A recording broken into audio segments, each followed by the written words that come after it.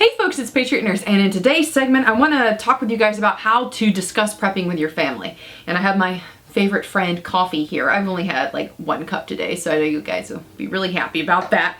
But I want to talk with you guys basically about how to get your family on board with prepping and some of the things that I have found to be helpful in this process. Okay, so first off, if you've been prepping a while, then hopefully your family's on board. And if you've been prepping a while and your family's not on board, you're probably feeling that friction right about now. So let me give you a few different ways to kind of approach this.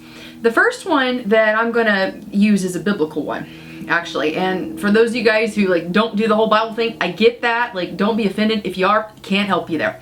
So let's talk about the biblical thing.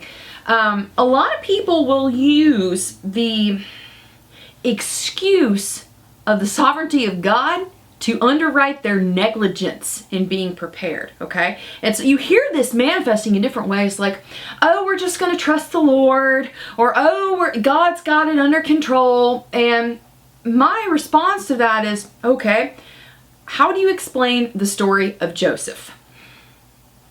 And they're like, oh, well, I gotta crack that part open in the scriptures. I haven't seen that one in a while. Genesis is way back there. Okay.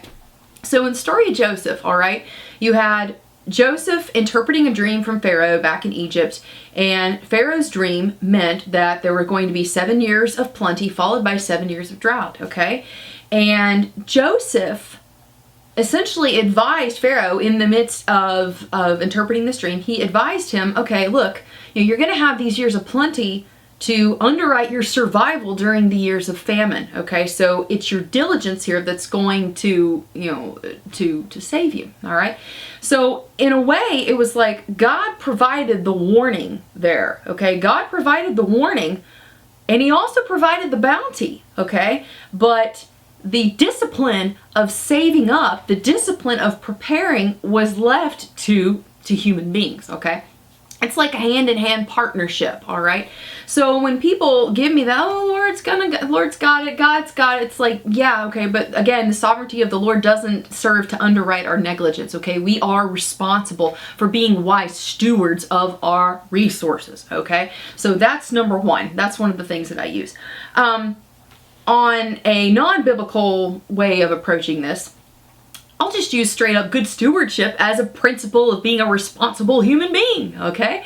We have in the United States, comparatively, our cost of food is a lot lower than a lot of other places in the world, all right? We have the ability now to store food. A lot of our food is subsidized, and that's a whole, another thing in and of itself. But food for us is relatively cheap, okay? And it doesn't have to be this huge, you buy a couple $1,000s worth of survival food, and it didn't have to be that way. So what I like to try and encourage people to do is, okay, let's just be a wise steward of our resources, all right? I have a responsibility to myself and to my family to be able to provide for them, regardless of what confronts us, okay? So if it means that I have to, when I go to the store, clip a coupon and get a buy one, get one free, woohoo, embrace your prepper self, all right? Storing up food is just a wise thing, okay? Now that's just the food standpoint, all right? When it comes to the beans, bolts, and BandAids, when it comes to the bullet standpoint, the guys tend to be like, yeah, not just counting the ladies here, but, men are programmed to be the protectors, okay? Now, where I think that tends to,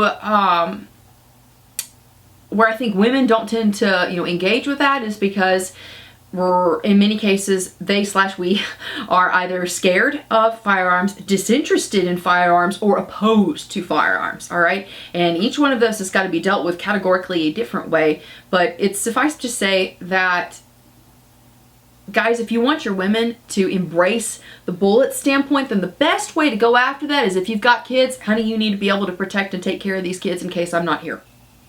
All right, and that's just a female ownership thing. I don't care if the weapons thing, and not to sound very callous here, but let's just be real here. Americans are really used to being mollycoddled, all right?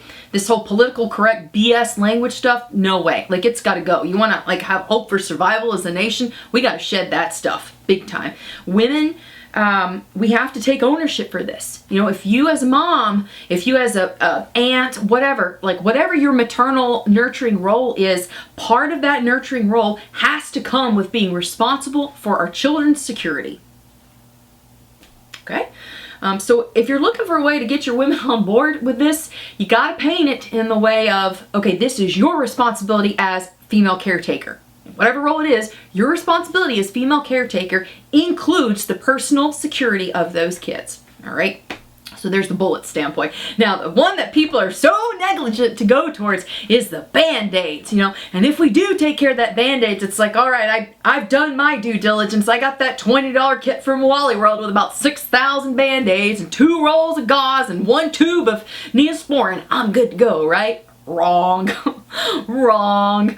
The BandAids portion, we tend to, most humans, like, well, most of the people in the United States that I've noticed, I can't say humanity in general, but most of the people in the United States who do embrace prepping, if they do cover the BandAids portion, they're going to have a choice to spend their money on stuff or skills. And 9 times out of 10, they're going to spend their money on stuff. What's the problem with that? Without the skills, without the knowledge, your stuff is going to be of limited application and usage. That knowledge undergirds the proper application and material management of your stuff. All right? So getting people on board with the BandAids, that's a little bit more complex, okay? You're going to have to be willing to invest time, energy, money, resources, all of this stuff into it. Women tend to be more inclined, from what I've noticed, to this. However, I will say that probably my classes are split across the gender line 50-50 and sometimes even 60-40 in the male favor. So I would encourage you, find out which of those 3 niches, beans, bullets, and BandAids, what is the inclination of the person that you're trying to persuade, okay? And then sell it to them that way. Pitch it to them that way, all right? And for moms and women and people who are nurturing in general, the medicine standpoint, the BandAid standpoint, that facet of the prepping agenda, that tends to be a little bit more approachable, a little bit more achievable for us. And it may be, dudes, I'm speaking to dudes out there, it may be that your woman is not big into the gun thing, like she tolerates it, okay, but she's not gonna embrace it right now. All right, find something she will do. Honey, like, here's 20 extra bucks, like, go and buy some extra food at the store, all right? If she's, you know, doing that.